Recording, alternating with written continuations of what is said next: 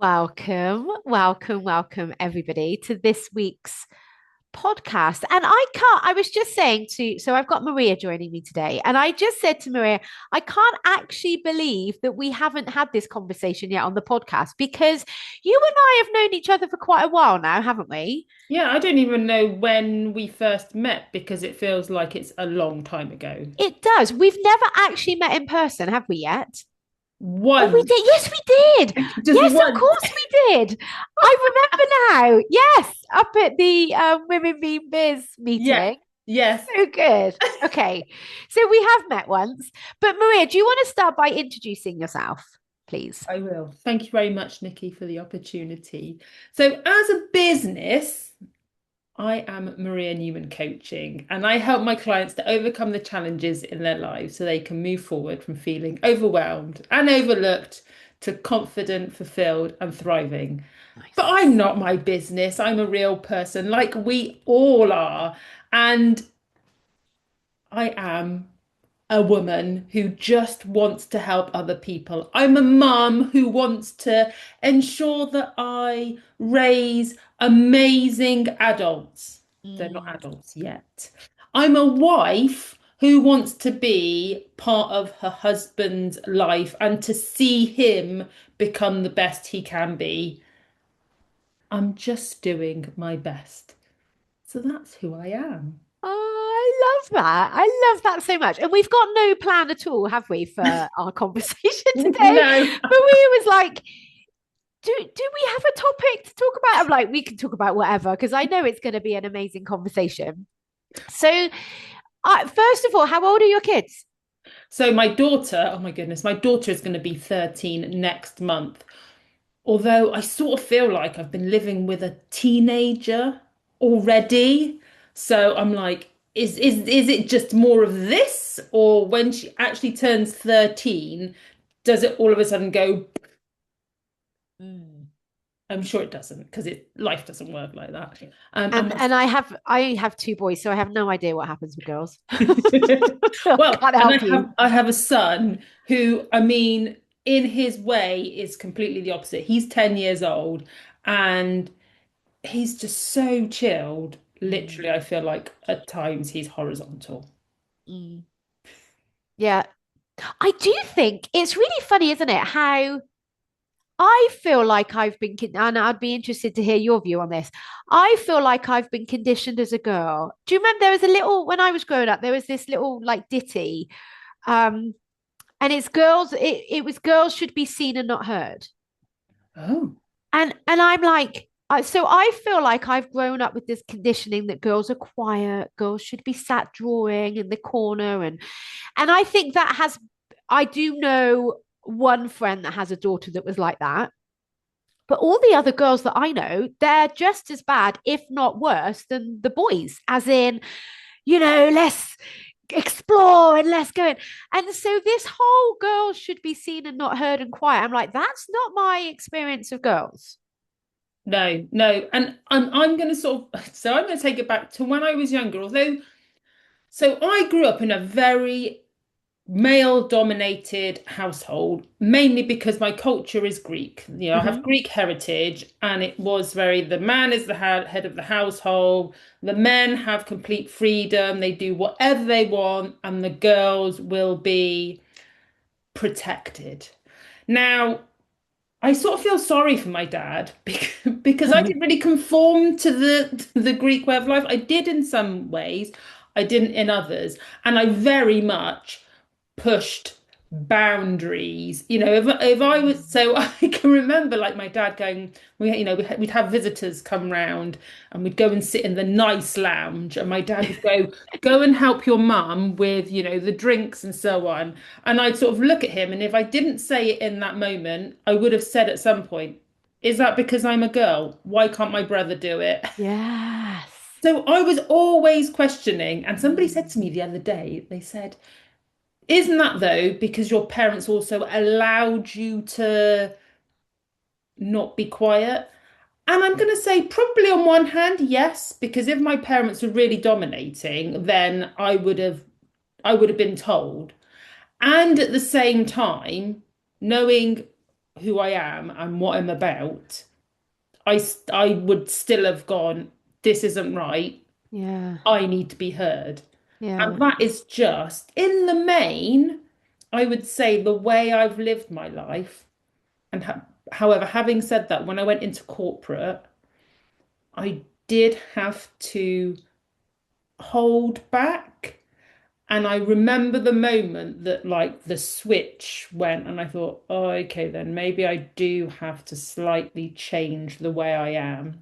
And Oh, I'd gone for interesting. and it was early on, I'd gone for like being on the graduate training program and work.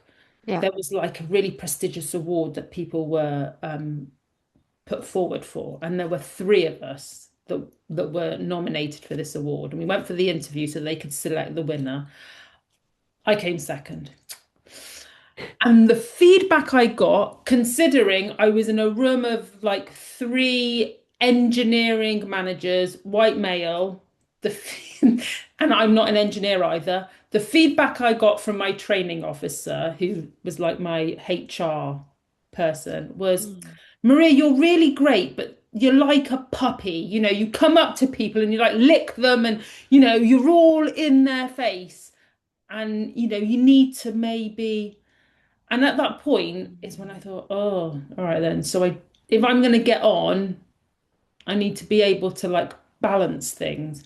And Mm. it wasn't until I left corporate in well, officially 2016, that I thought, what a load of BS. We can swear on this podcast, by Oh, the what way. load of Yeah. what We can say a bullshit. shit and bullshit. I I can click would. the explicit button. How wrong is that? No. All right, you need to be aware of like the people you're talking to. Mm. You should never be afraid to be who you are. Never apologize. Be respectful. I'm Yeah. all for like respecting the people who are around you. Never apologize for who you are. And that's why with Mm. my daughter, occasionally when I'm thinking, oh my word, this is like, this is a tirade of stuff, I have to like bite my lip and not say things that I know will mean that she thinks, Yeah. oh, maybe we shouldn't do that. Yeah. Like, no, I don't want to influence the way you look at yourself to Mm. please me or anyone else. If you Yes. decide you want to act differently because it's best for you, Yeah. that's different. Yeah. And it's the same with my son, but I'm just more wary of my daughter because of the Mm. upbringing that I've had. Yeah. It is so interesting, isn't it? And that kind of I'm too much or I'm too quiet. It's like I hear both ends of the belief system. It's like I'm not clever enough, I'm too clever. I've coached on both. And it is really fascinating, isn't it? As kids, how we pick up on those beliefs and then just carry them through into our adult. Well, not even as kids. I mean, you experience this in the workplace. That sense of, oh, I have to tamper who I am. Now, I get it from a respect perspective. I have a bit of a potty mouth when I get passionate. So when I present to a group of adults, I don't really censor myself. If I was presenting to a group of school kids, I wouldn't even say shit. Like, do you know what I mean? I would. That's knowing your audience, isn't it? But it's not changing who you are. And I think once you once you have an understanding of who you are, you can then you're not masking, you're not forcing an identity. And I think forcing an identity is what exhausts us, absolutely exhausts us. So you said earlier who I am and what I'm about. I would love to know who you are and what you're about. Oh my word. So I was actually having this thought yesterday when I was having some quiet time. And I was Mm. like thinking to myself, who am I and what am I about? And actually the reason why it came to the forefront of my mind was because we were catching up on Britain's Got Talent. Oh, okay. Important. I know. And there was a spoken word artist on there. I think his name was Sunny. And he was talking about what England means to him. And like it really got to me in the nicest of way. And I was thinking, he's on stage and he's making people feel good. He's making people think. He's inspiring people. He's motivating people. And I could feel myself like getting really emotional in the most lovely way of that's what I do. Mm. That's what I'm about. I'm about helping people to be the best they can be, to get rid of all the barriers that we put in front of us, which usually is ourselves, Mhm. and just like live life, love people, like be free. Because if you want to, the world can seem like the most dark, horrible place in the world. Mm. And that is choice for you to see it like that. Yeah, And that's what I'm about. I want people to be the best they can be, to just be. yeah. And you said one of my favorite words there, which is choice. Like right now, so we're recording, it's the 10th of March, 2026, Yeah. and there are some pretty shit things happening in the world. I personally don't choose to watch the news because I don't necessarily think we get given the facts. But I know that there are some really fucking shit things happening in the world.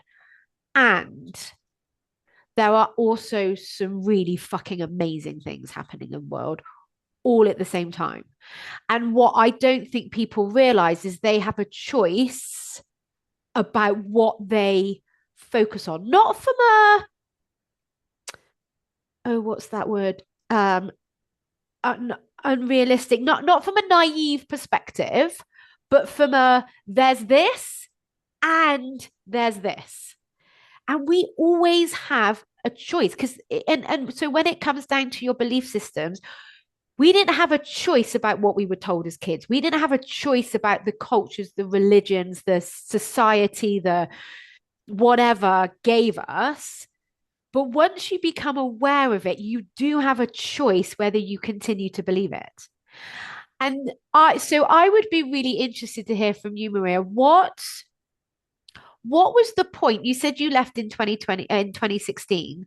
Yes. What was the what how did that all come about? And then what enabled you to get to where you are today?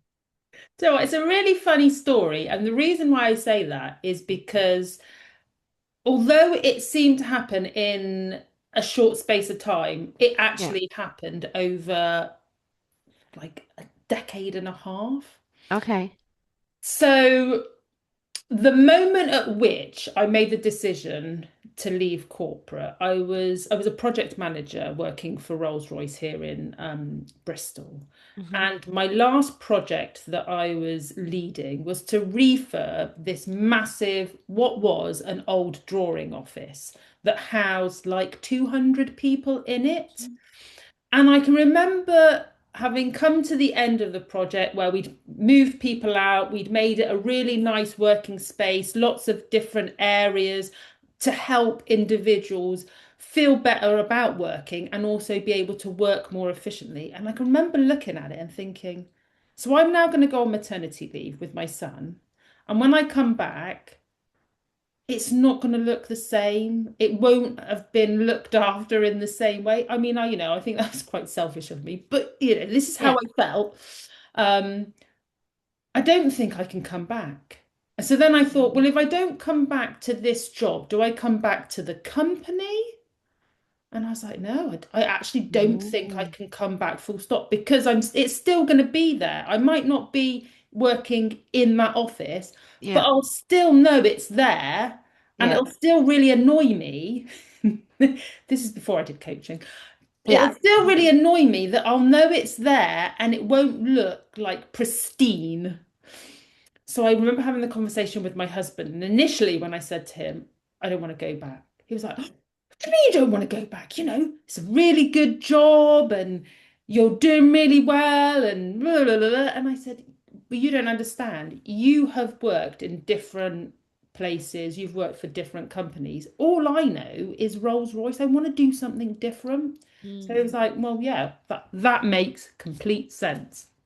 So, and the other thing that probably pushed me was that well, when I first started at Rolls-Royce and I'd been working for them when I eventually left for 17 years, I was a very new graduate trainee. I was in the car with a senior manager. We were on our way to Uxbridge University to interview students for their year out placement. And I said to the senior manager, so how did you get to where you are today? 'Cause very keen, I want to know. And he was like, well, I started as an apprentice. I then went on to the graduate training program. I became a manager. I married my wife. We had children. And now the pension is too good to leave. And I was like, that sounds Mm. awful. Why would you not leave because of a pension? And I was 21 at the time, I think.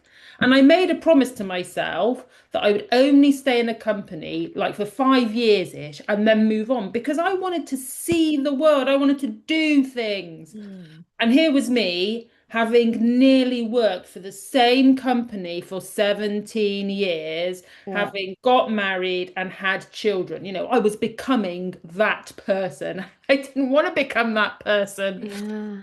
So I thought, right, I'm going to see a life coach as opposed to like a career coach because I wanted it to be part of life rather than I want a Mm. career. And she said to me, so Maria, what do you really want to do in life? And I was like, I'd love to have my own company, but I don't have a thing. I don't know what I do because I didn't want to do Mm. project management. I'd left that world. So we looked at, well, what could I do? I started my first business, which was called Fill That Space. It was about promoting local Bristol artists.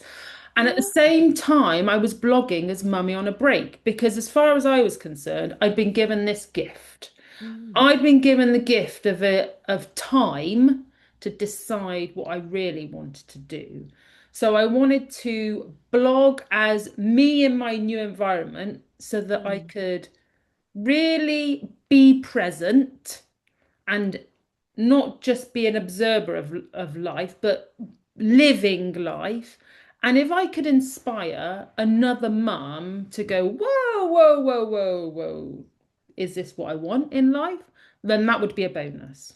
So I've got Fill That Space, blogging as mummy on a break. Fill That Space is doing okay, but it's not going where I want it to go. It's just not happening. So again, I said to my husband, I'm gonna wind up Fill That Space. And he's like, oh my word, she's left the job, she tried this thing, it hasn't started. He's at the same time very supportive.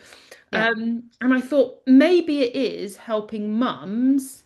That's the thing I want to do. Mm. So I lovingly created this online course, Nikki. I put my blood, sweat, and tears into it. I put it out into the universe. And have you seen the film Field of Dreams with Kevin Costner? If you build it, they will come. Yes. Yes. Guess what? They didn't come. Nobody came. Damn that film. And this is at the beginning of 2020. Do you remember what happened at 2020? Has anybody Anybody have a recollection let of me a with big you event that what happened in what happened? 2020? The world just stopped. So I'm thinking, all right then. So I've tried these things, and so far nothing has got any traction. And I was podcasting at the time, and I'd been podcasting, I think, for about 8 months. And I was like, I'm just going to teach people how to podcast. I thought it was really difficult. I know it's really easy. Let's see what happens. So I put together a 1 hour workshop on Zoom. Like a lot of people, I'd never used Zoom before, never run a workshop before. And lots of people came, like a field of dreams. I Yeah. had about 37 people sign up. And I was like, oh, maybe Ooh. there's something in it.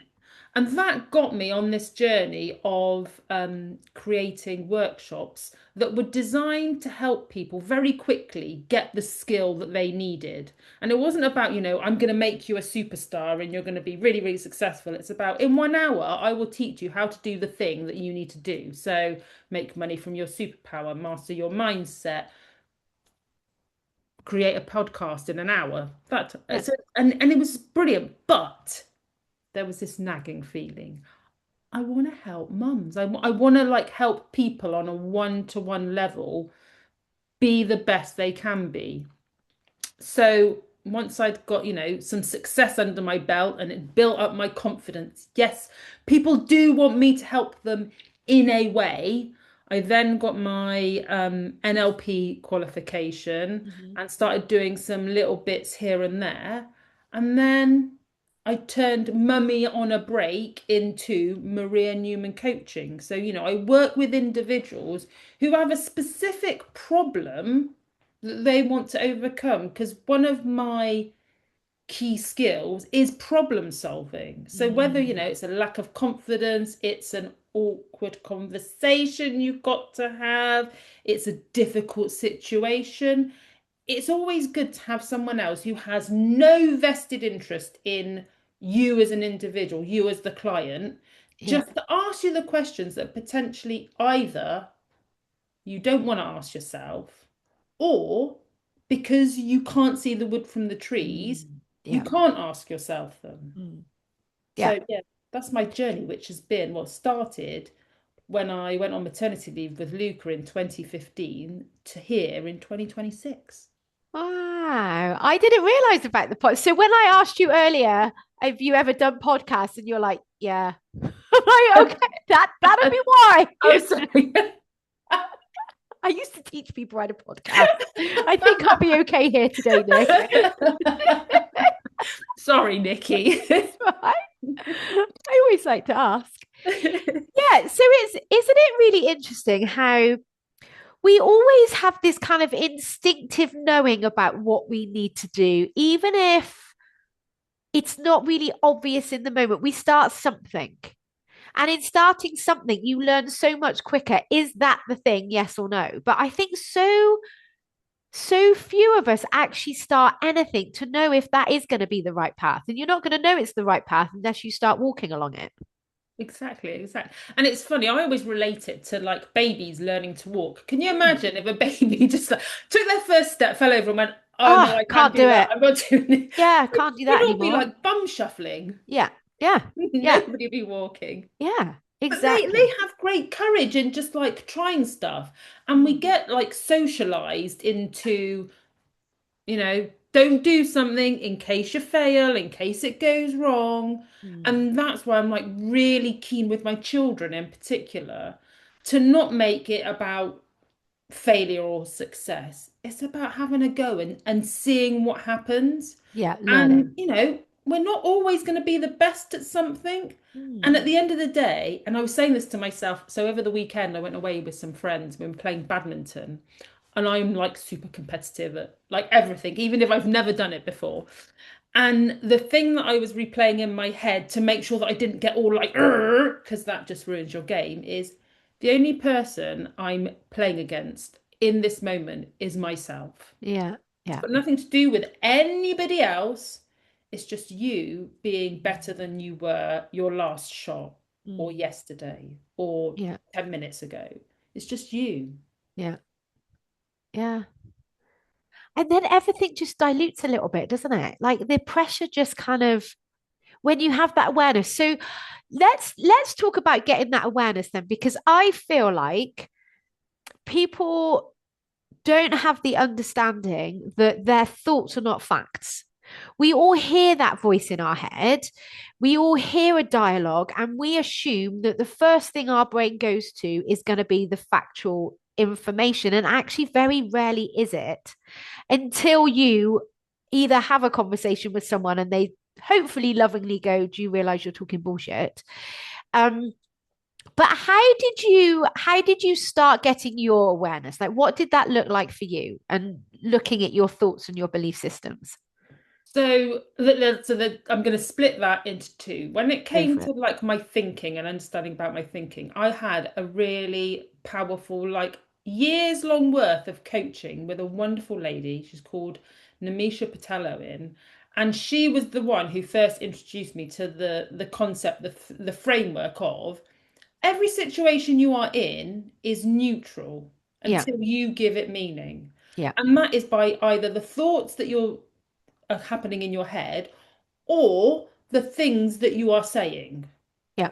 Because it's those that then drive your emotions and your feelings, which then influence the way you behave and you show up in the world, which then determines the experience you have.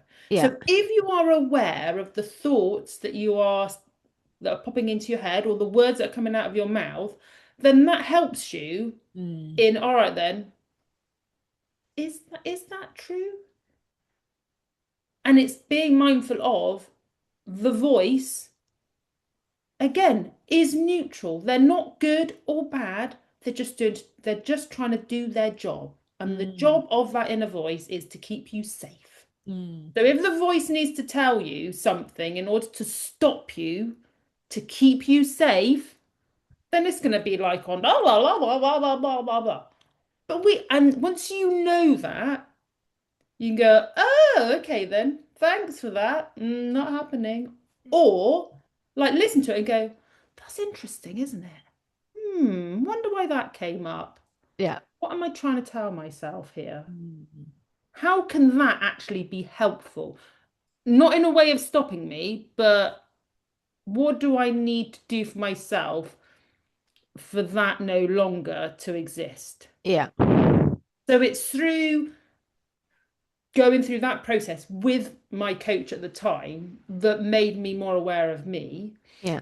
Beliefs. So belief to me is like a new thing. And it was about this time last year where I was really delving into so what makes one person seemingly really successful and another person who appears to be very similar and yet can't quite like find the accelerator.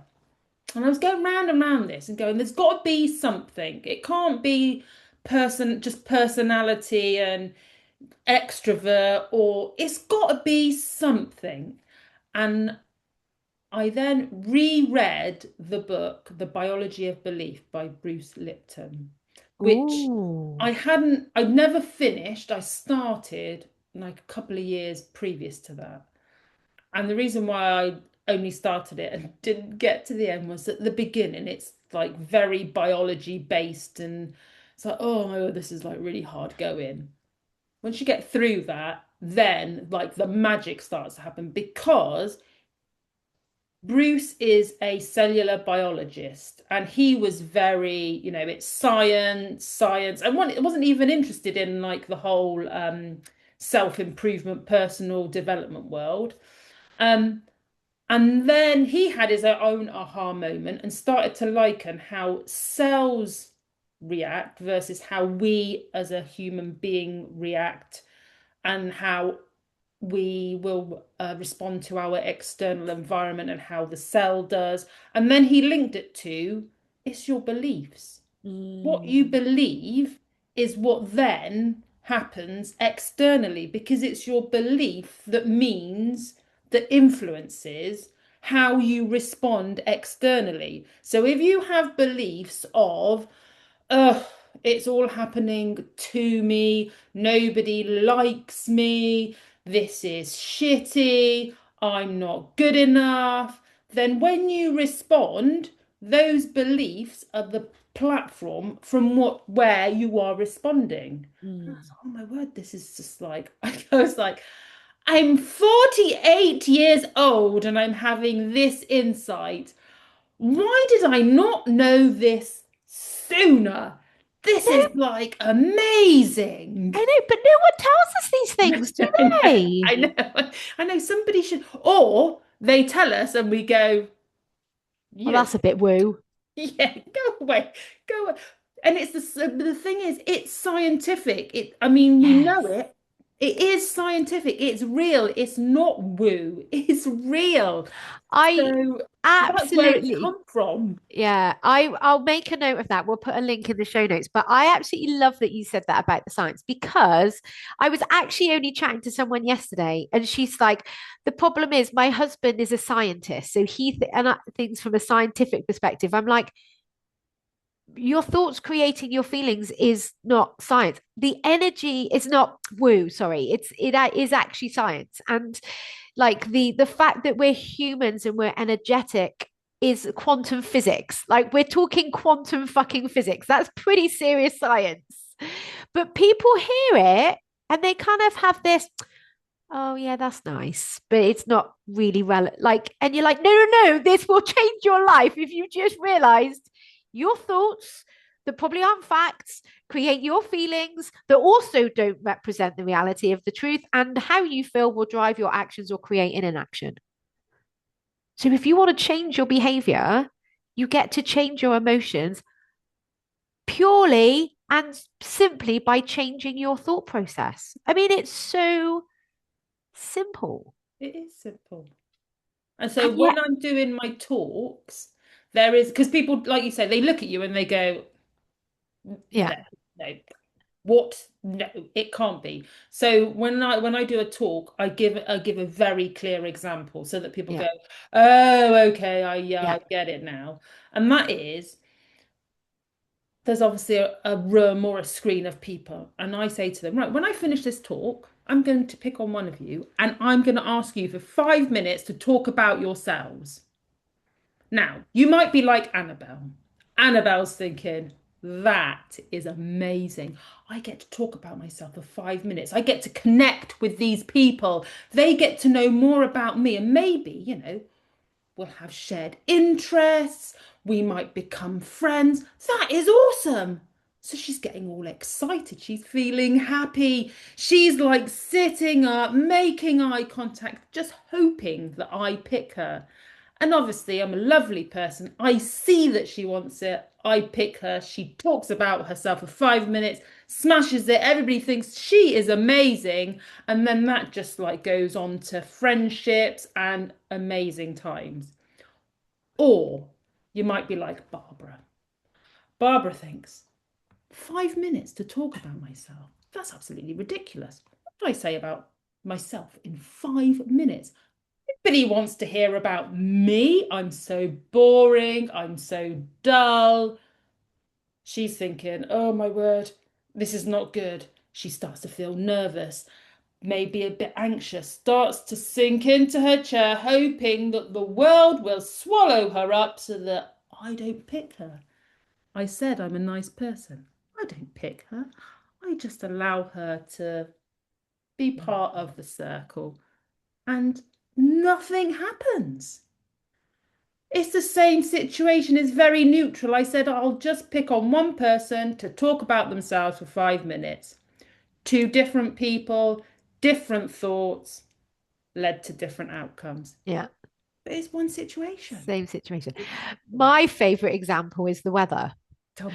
So, so my favorite go-to is like, let's imagine it's a sunny day, clear blue skies, 26 degrees. They're the facts. That's what we could prove. My brain's like, oh my gosh, this is amazing. I love the warmth. I'm happy. I'm joyous. I've got a smile on my face. I'm singing. I'm seeing the fun in life. I enjoy the 26 degrees. My friend Janet, she does not like the heat. So, exactly the same circumstance, clear blue skies, 26 degrees. She's not feeling happy because she's thinking, oh my God, this is horrible. It's too hot. I don't know what to wear. She has a very different experience of exactly the same circumstance because of different thoughts. And it is for those of us that have learned this skill of acknowledging our thinking, realizing that sometimes it's helpful and sometimes it's just not, being able to redirect our brain when it's appropriate to. Um, it is kind of obvious, right? And I kind of wish, and it is really simple, actually. So simple that you think it can't be that simple. And yet, as humans, people struggle to take this on board. People struggle to go, it. I think two reasons, and I'd be interested to hear what you think about this. One, because they then use this as a tool to beat themselves up. Well, if it's me creating this emotion, I should be something different. So they use it as another reason to beat themselves up. Or maybe they're just so And the cells of our body, so Dr. Joe Dispenza talks about this, how the cells of our body get addicted to the emotion that we feel most often. So if it's anxiety, stress, nervousness, we actually get worry. For some people, we get addicted to that emotion, and any form of change the brain doesn't like, so it's a threat. And so I kind of wish I had this fairy dust in this magic wand that I could sprinkle over everybody and go, just consider you've got a choice. Just consider you could think something differently if you were willing and if it's appropriate. I don't think all circumstances are appropriate to change our thoughts. So for me, like if you've lost someone that you love, like grief, it's not appropriate to change your thoughts. I'm never going to see them again, or I'm going to miss them. I think that's a very appropriate thought to have, and grief is appropriate. I choose to be horrified at child abuse, murder, neglect. I wouldn't think it was appropriate to change thoughts about that necessarily, but you could if you wanted to. And so it's kind of like, where was I even going with that? I don't know. So going back to, it is really that simple and straightforward, but I don't think it's always easy for people that aren't familiar with it. So I think it's like anything in life, when you're ready, Yes. you'll accept it. Yeah. I think you're right, it is simple, not easy. And obviously, the brain naturally will take the path of least resistance. So if I've gone, oh yeah, I can hear what Nikki and Maria are saying. Yeah, I just need to change my thoughts. So I do it a couple of times. The first time I think I do it okay. The second time it don't quite work. The third time, it's a bit hit and miss. Oh, I just won't bother anymore because actually it's Yes. easier just to allow the thoughts to happen. Yeah. I also think that I agree with you. Some people, when they realize what it means and they turn it back on themselves and they go, oh my word, it's so my reality is my fault. Yeah. No, that's too much to like, Yeah. I can't take that. And that's fine, especially if you're in a real like bad situation Yeah. and you're already telling yourself this is my fault, and then they hear Nikki and Maria and they go, oh, so they're just confirming what I already thought. Yeah. So yeah, we need to be sensitive to people's situations. Mm. And then my final one, which I've now forgotten. Oh my That's word, because why we're did both that coming up to close to already happen? 50 and the joyous Oh, perimenopause. la, la, la, la, la. Oh We could no, have a I whole other conversation about that, I think. good. Oh, it'll come back to me. So It'll come yeah, it's back. the path of least resistance, and the when it confirms what you already think of yourself, but you're not in a good place. Yeah. Really not good. But it takes practice though, and it's not like oh, I've formed a habit now. I'm done. It's Yeah. like, no, it's continuous because the world is changing. We are changing. If Yeah. we think it's done, no, Yeah. it's a continual practice. It's like cooking. You learn to cook. It's not like food then magically appears in front of you. You have to actually still continue cooking for the rest of your life, or at least go and get some food from somewhere for the rest of your life, even though you've learned a skill. It's a and we hear it likening a lot, don't we, to like strength training. If you continue to do strength training, your muscles will stay strong. The minute you stop, they'll go back. Yeah. And so it is a practice. Like mind and emotional management is 100% a skill that we get to learn, and then with practice your life continues to be maybe a bit more maintained. But like I feel like I'm an expert in mind and emotional management, and I still feel shit some days. Like I still feel self-doubt, and I still feel shame, and I still feel fear. And I woke up this morning actually, and my brain instantly goes to the amount of money I've got in my bank account isn't enough. I have this kind of pit of dread in my body, and then shame kicks in, and shame for me is like this tingling down my arm. And it's a very physical sense, and I feel like And I do. I rub my arms and I'm like, we're safe. Like, we're very safe right now. Like, this is fine. This is not a problem. Um, so even though I'm an expert at it, it doesn't stop the negative thoughts. It doesn't stop the perceived negative emotions. I think what it does with compassion is it stops us making that mean something and spiraling into us like a pit of further negativity. Well, we're at the end of the day, we're humans, aren't we? I We're know, not we're sucks not sometimes. robots. Yeah. We've got emotions, and we are our natural wiring is to fend off danger. Yeah. And I think it's that voice just going, oh, just remember though, just be aware. You're aware? Okay, you're aware. Good. I've done my job. You're aware. And so that's what I think it is. And yeah, it is only natural to like I think when you go into business, I think some of those things, if we don't like manage them, and when I say manage, I mean we've got to face them. It's no like pushing down, then they come back bigger and bigger. And being in business, especially because you're worrying about, well, am I making enough money? Is there enough money to pay the bills? What will people think of me? Because I've said, oh, I'm going to go into business by myself when, you had a safe job over there and now you've like gone into business and look, you're not being very good at it. So I think there's all these extra things that we like throw on ourselves because we're in business by ourselves and we made the choice whether we've ever been in corporate or not. We made a choice to go into business for ourselves, and it's unusual, the vast population work for someone else. So, people will go, oh, you're crazy. Why do you not want to have like a regular salary coming in where all you have to do, you get up, you go to work, you do your work, you get paid, you come home, peace of mind, easy. Well, some people want that and some people don't. Yeah. And honestly, there are days when I sit and fantasize about doing that again.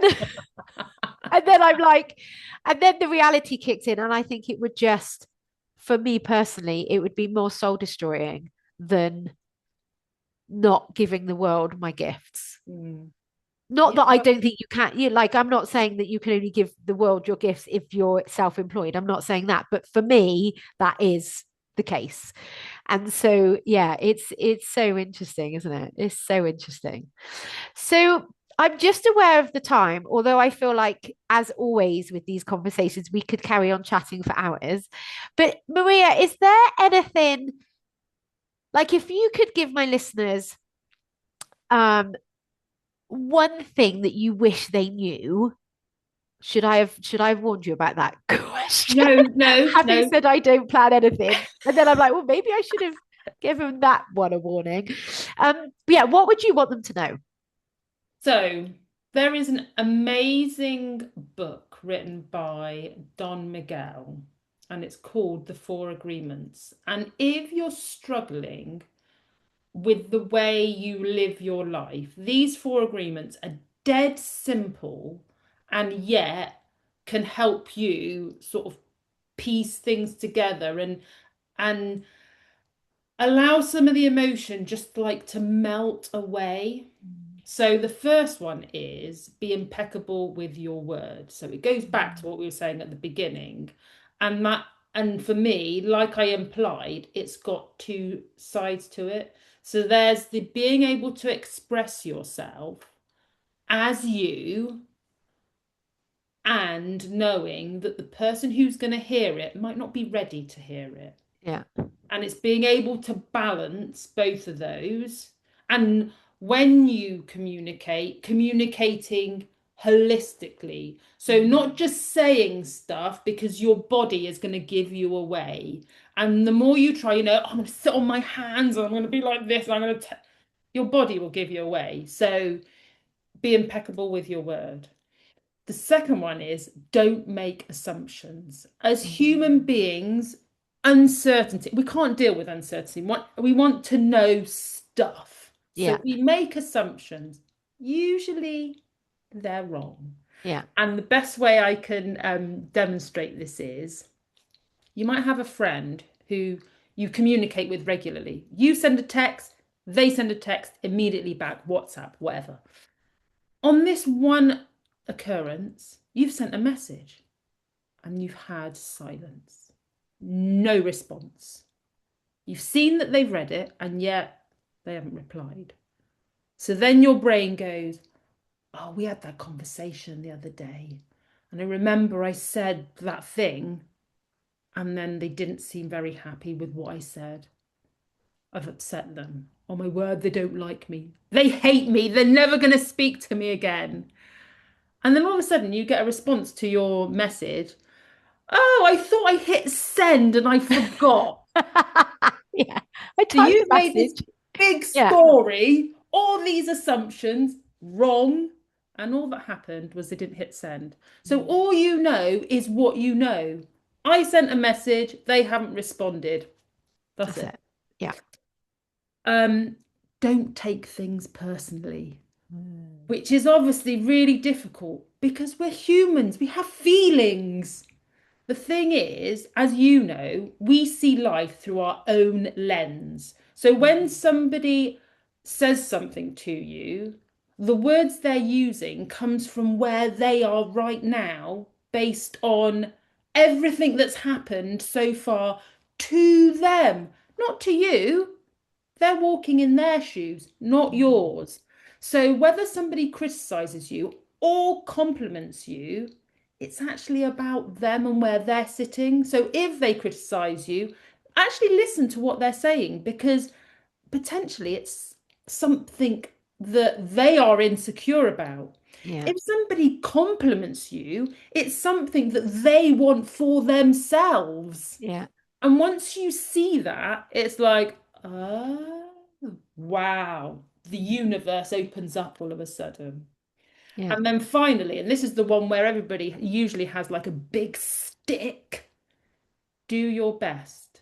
And Yeah. that means if you can look at yourself in the mirror knowing you've done your best, that's all anybody can ask. Yeah. And we have children, Nikki. There will have been a moment when they were babies and a good night's sleep was probably not a regular occurrence. So on those days, you're going to feel like crap because you haven't slept well. So don't expect yourself to perform in the same way as if you've slept wonderfully or that you're 100% fit or whatever.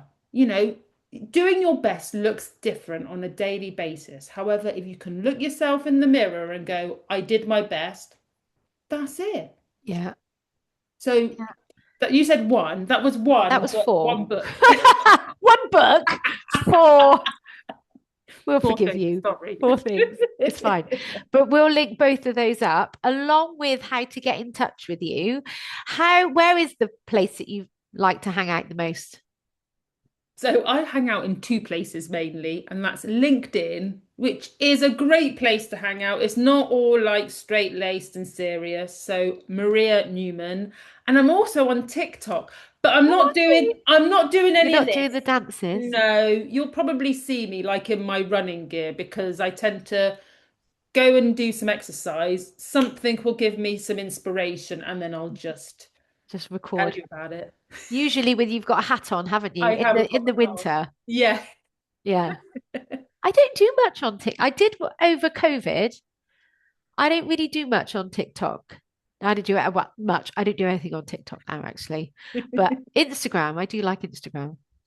Similar. Similar. Yeah, similar. Thank you so much for coming in and talking to me today. And thank you for messaging me and going, can I come on your podcast? Because I genuinely can't believe it's taken us this long to get you here and have this conversation. So thank you so, so, so much for your time. It's been really delightful to chat with you. Oh, I've loved it. It's been so much Good, fun. good, good, good, good. And for everybody else, I will speak to you all next week. Bye.